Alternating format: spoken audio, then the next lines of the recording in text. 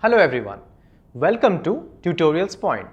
In this video, we are going to talk about a mode of nutrition which is known as symbiotic association, and these type of bacteria are known as symbiotic bacteria. Now we know about different other modes of nutrition like phototrophic nutrition, in which the organisms or bacteria uses photons or light as a source of energy for their food development or food synthesis. We know about chemoautotrophic bacteria, which uses chemical compounds as a source of their energy.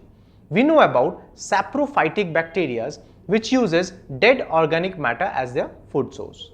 Now we are going to talk about the symbiotic bacteria. So what are symbiotic bacteria?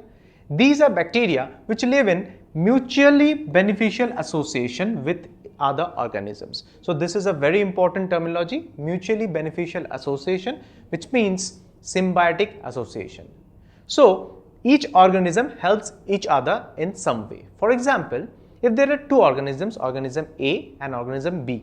So A performs some activity which is beneficial for B.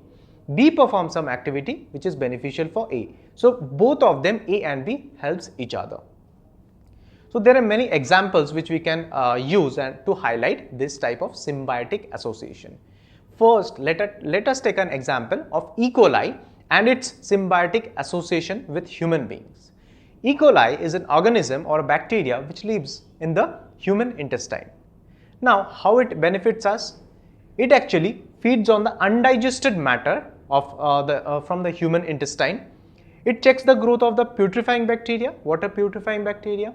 Those are the bacteria which causes anaerobic breakdown of the protein molecules. It also importantly produces large amounts of various vitamins, for example vitamin B and vitamin K. It also produces the different types of vitamin B.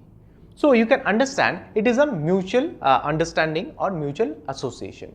Bacteria is getting benefited by getting this undigested food matter as their source of energy. Also, it is getting shelter in the human intestine. In turn, it is helping us by checking the growth of putrefying bacteria.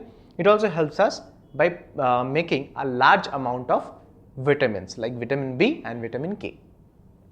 Similarly, in case of plants also, there are such symbiotic association. For example, Rhizobium.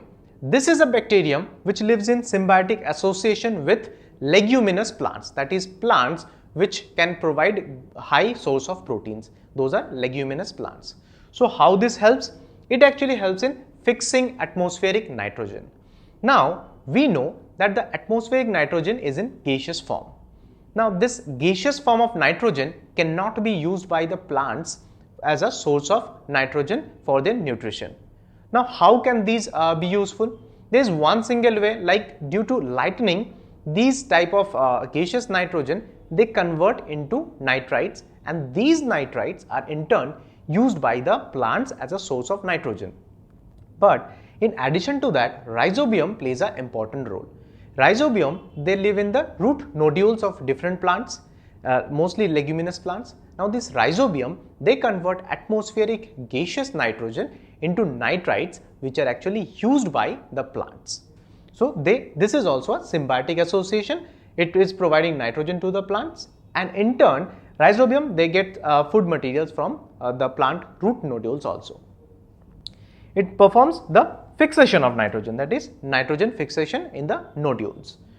Some other nitrogen fixing bacteria are Frankia, and there is another example like Xanthomonas. So in this video, we have talked about the symbiotic association of or symbiotic bacteria, which means association between two organisms, which is a beneficial association. I hope you have understood and liked this video. Thank you.